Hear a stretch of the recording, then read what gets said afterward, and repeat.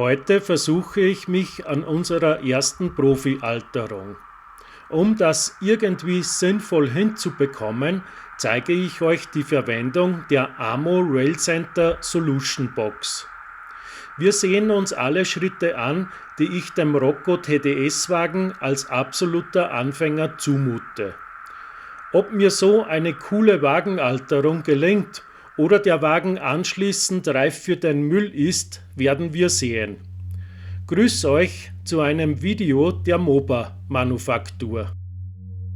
Wir starten mit ein wenig Vorbildrecherche.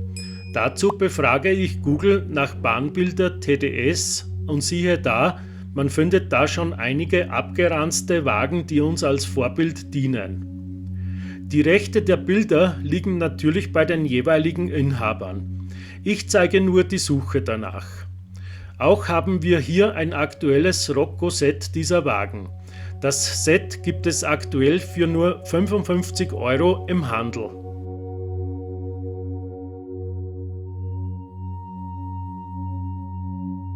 Ich altere keinen neuen Wagen, sondern eine ältere Variante davon. Dieser hat schon etwas spröden Kunststoff und wenn das Ergebnis schlecht wird, ist auch nicht wirklich viel verspielt. Wir starten damit, den Wagen zu demontieren, Achsen runter, Griffstangen runter, Gehäuse auseinander und so weiter. Die Rail-Cargo-Tafeln wurden vor vielen Jahren sehr schlecht verklebt. Diese werden runtergebrochen und die hässlichen Kleberspuren verschliffen.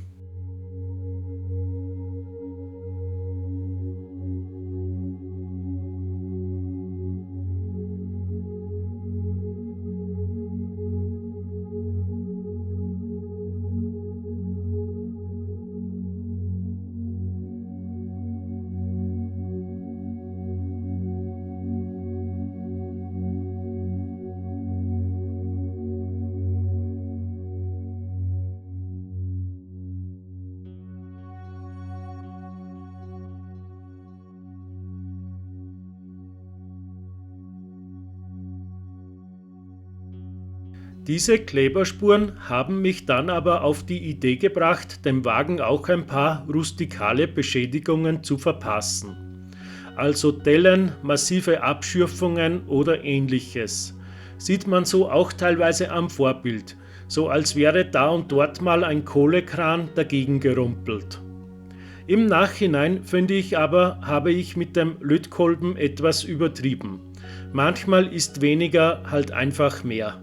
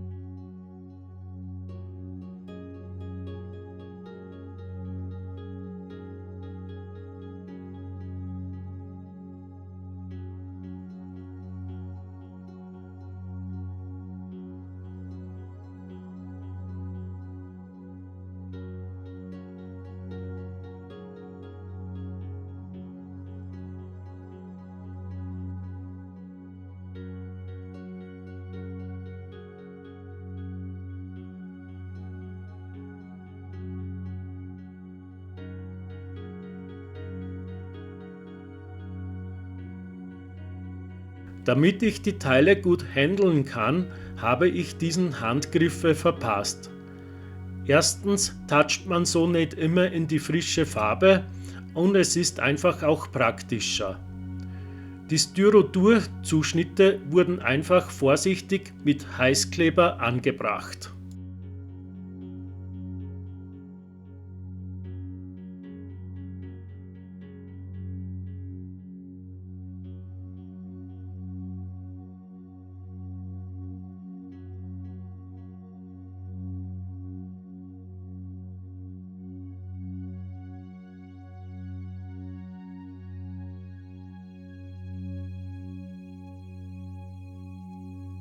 Kommen wir zur AMO Railcenter Solution Box, deutsche Züge altern und verwittern.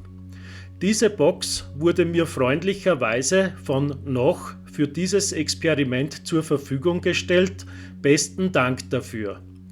Die Box bietet tatsächlich alles, was man braucht.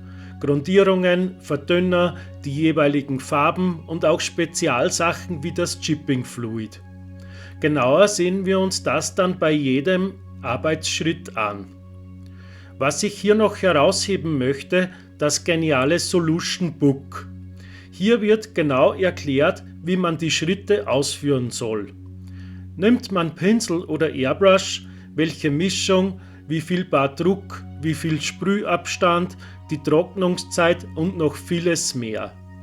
Das ist für einen Anfänger wie mich pures Gold wert. Ich verlinke euch die Solution Box in der Videobeschreibung. Aktuell ist diese bei Noch wieder lieferbar.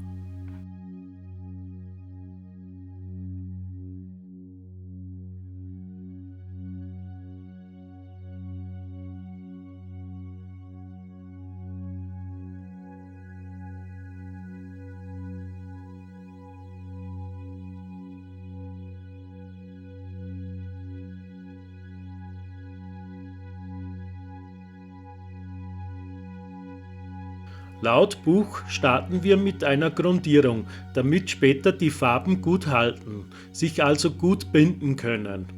Der One-Shot Primer ist zugleich auch als sehr matter Klarlack zu sehen. Somit verschwindet durch diesen Schritt gleich komplett der hässliche Plastikglanz des Wagens.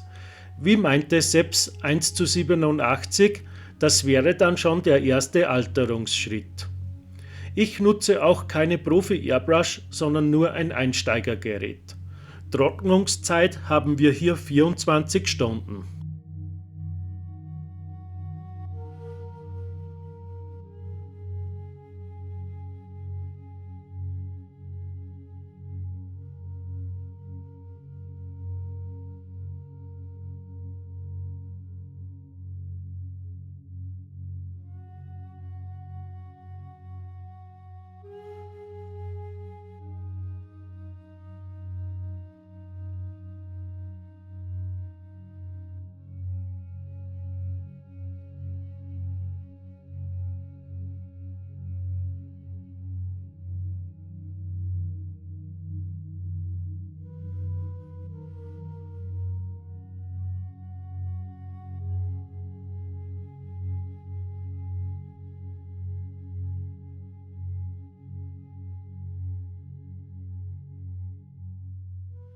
Da und dort müssen auch Farben gemischt und bei Verwendung mit der Airbrush verdünnt werden.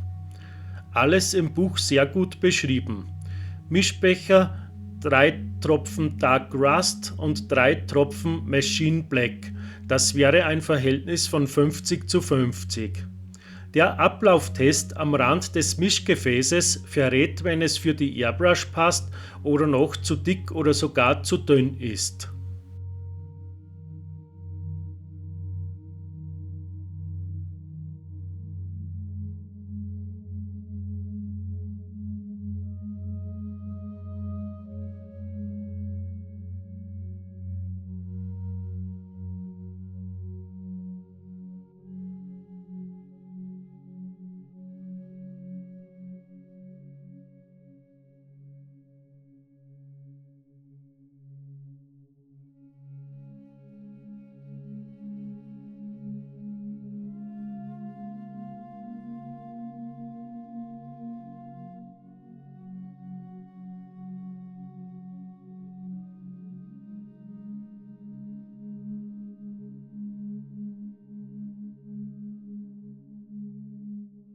Bei dem TDS-Wagen ist vom Hersteller alles sehr stark im typischen Braun gehalten.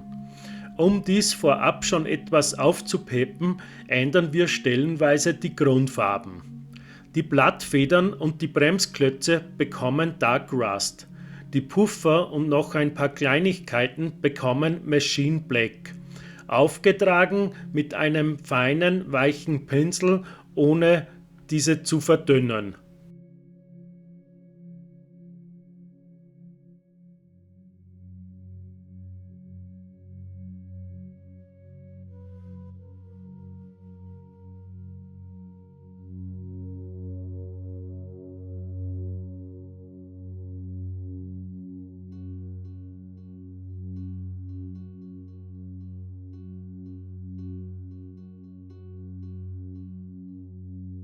Da unser Wagen auch rustikale Beschädigungen bekommen hat, sind Ausbesserungsflecken fast ein Muss. Die Flecken werden mit Malerkrepp abgeklebt. Zuerst sprühe ich 2 größere Flecken Dark Rust verdünnt, dann verdunkle ich die Farbe mit etwas Machine Black, um noch einen etwas bräunlicheren Fleck zu sprühen.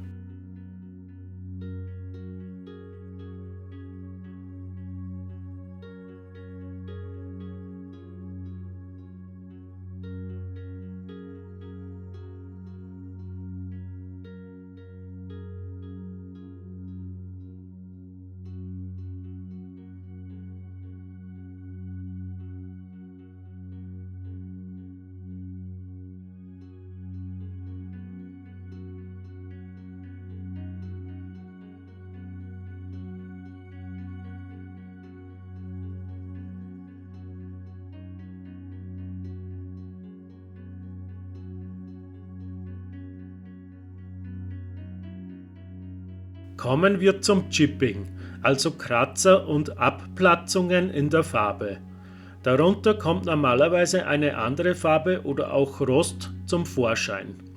Die erste Methode ist eher einfach mit dem feinen Pinsel oder die Farbe mit einem abgenutzten Schwamm auftupfen. Man muss sehr darauf achten, dass der Pinsel oder Schwamm fast keine Farbe in sich trägt. Also gut auswischen und dann mit viel Gefühl tupfen.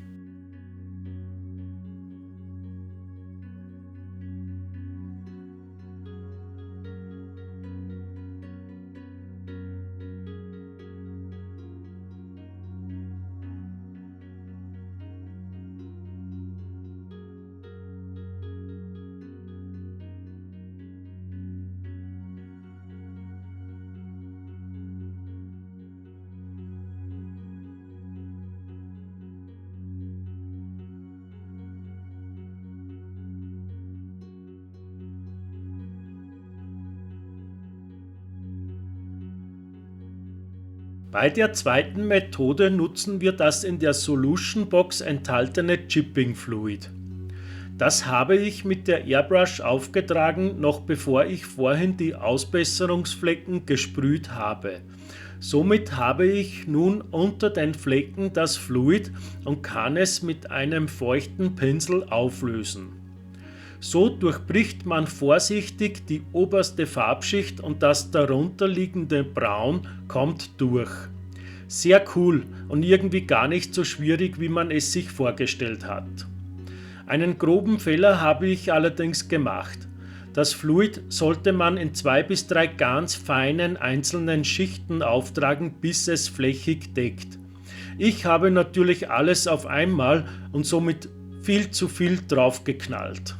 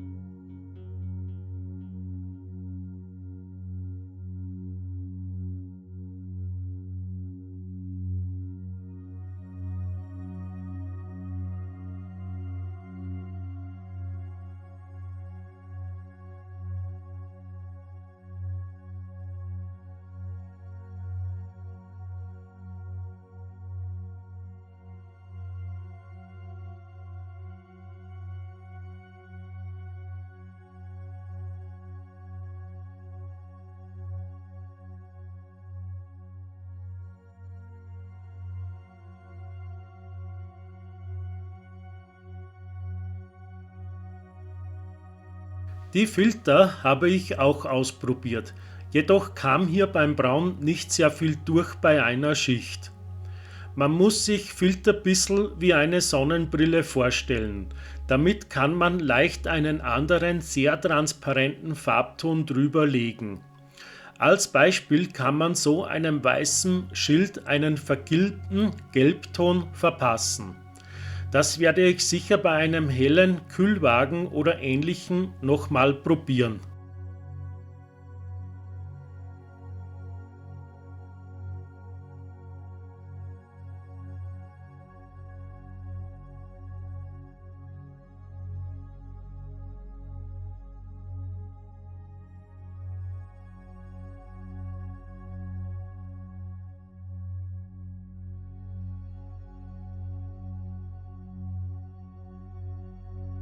Wenn ein Wagen gesuppert wird oder verunstaltet, wir werden es sehen, gehört natürlich auch das Ladegut dazu. Dieser Selbstentladewagen bekommt Steinkohle.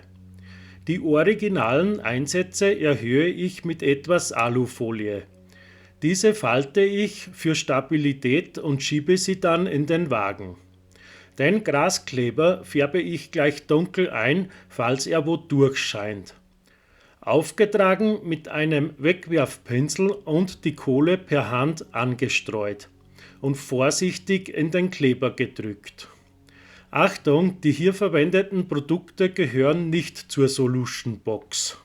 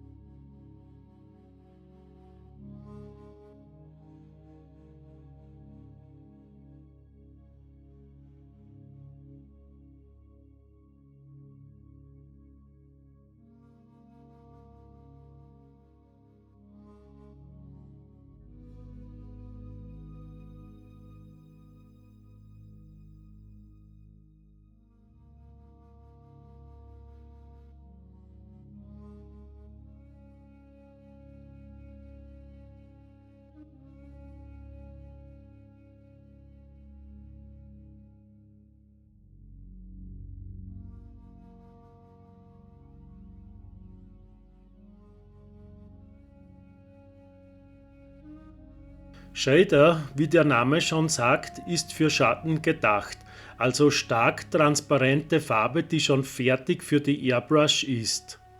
Ich habe mich, wie im Buch gezeigt, dazu entschieden, damit die Kante des Wagens zu betonen. Auch im unteren Bereich, wo Kohlestaub ein Thema ist, habe ich es gesprüht. Nach diesem Schritt habe ich den Wagen auch mal mit einer Zwischenschicht mattem Klarlack versiegelt. Dies zeige ich allerdings nicht extra.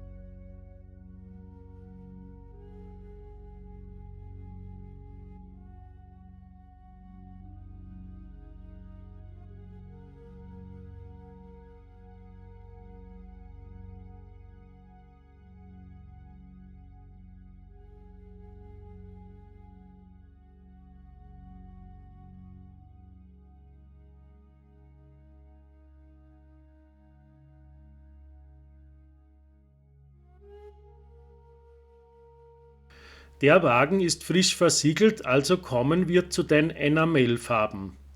Ein Wash ist sicher jedem ein Begriff. Wir stellen damit Dreck oder Rost dar, der sich abgewaschen hat und in Rillen und Vertiefungen gesammelt hat. Wegen der Kohle habe ich mich für Dark Wash entschieden. Aufgetragen wird es per Pinsel. Erwischt man mal wo zu viel, kann man es mit dem Enamelverdünner etwas abschwächen. Cool, so bekommen wir gewisse Stellen mehr Tiefe und Betonung.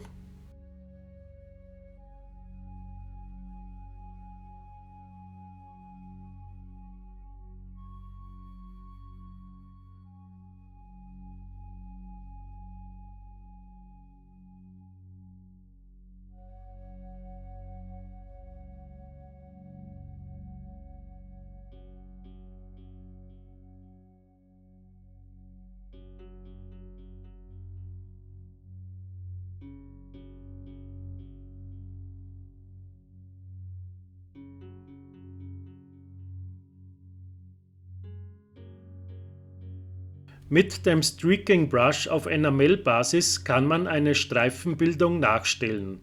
Sieht man oft auf Dächern von geschlossenen Güterwagen oder auch sehr stark bei Kesselwagen.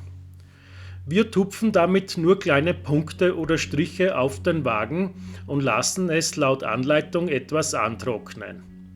Dann kommt der feine Pinsel und der Enamelverdünner zum Einsatz. Wir verblenden den Effekt und ziehen in die Richtung, wie sich die Streifen bilden sollen. Bei diesem Wagen laut Vorbild von oben nach unten verlaufend. Umso mehr ich verblende, umso zarter wird der Effekt. Die Streaking Brush Farben Dust and Starship Grime wechseln sich ab. Dieser Effekt hat es mir sehr angetan und ultra easy umzusetzen.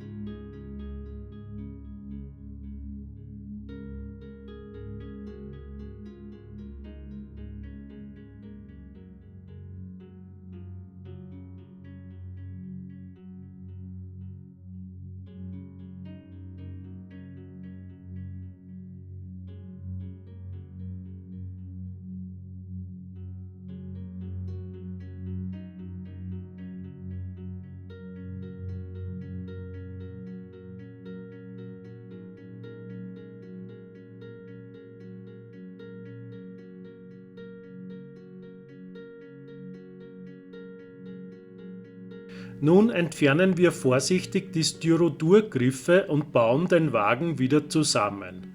Dies hat den Grund, dass die nächsten Alterungsschritte nicht nur auf bestimmten Bauteilen sein sollen, sondern sich über den Wagen verteilen sollen.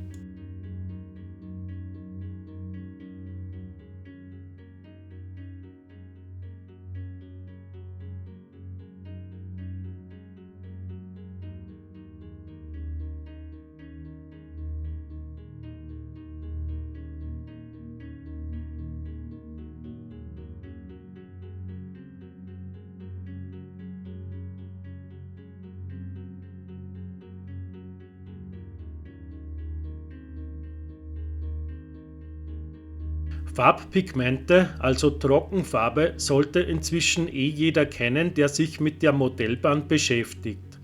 City Dark Dust pinsle ich um die Räder herum auf. Polished Metal an den Verschubtritten, Griffstangen, Leitern und so weiter. Also überall, wo sich Menschen auf Metallflächen bewegen.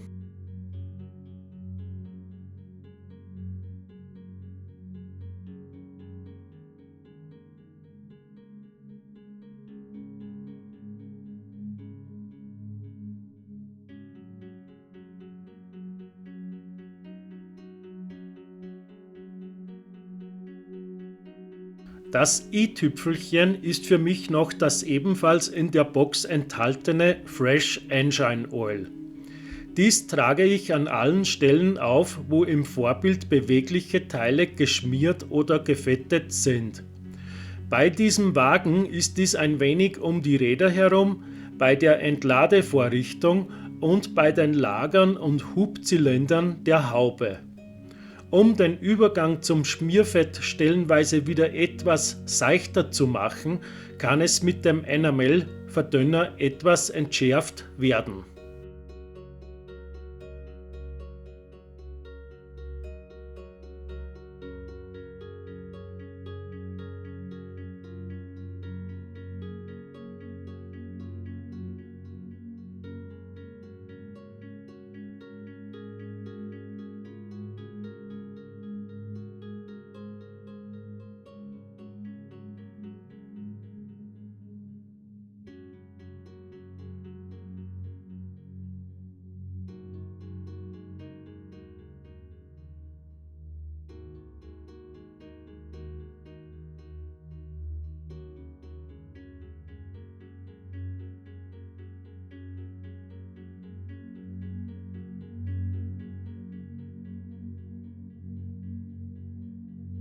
Beim Finish versiegeln wir den ganzen Wagen nochmal mit dem One-Shot Primer.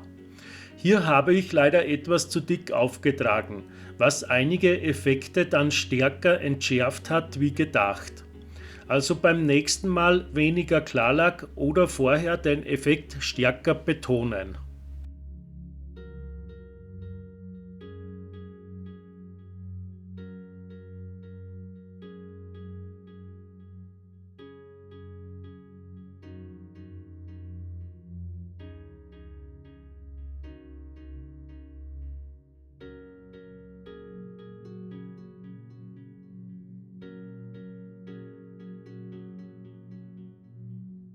Hier nun das Ergebnis meiner ersten Möchtegern-Profi-Alterung.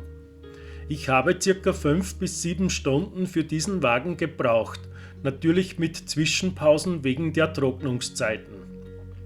Viele Effekte haben mich überrascht, wie einfach das mit den richtigen Materialien und Zutaten geht. Hier ist die AMO Railcenter Solution Box grandios für den Einstieg. Aber Übung macht den Meister. So werde ich das Thema weiterverfolgen und sicher noch sehr viel dazulernen. Grundsätzlich bin ich aber mit dem Ergebnis zufrieden. Nun die alles entscheidende Frage: Was denkt ihr dazu? Bitte seid nett und gnädig bei eurem Feedback, denn jeder fängt mal an. Bitte liken, teilen, Kommentar und Abo dalassen.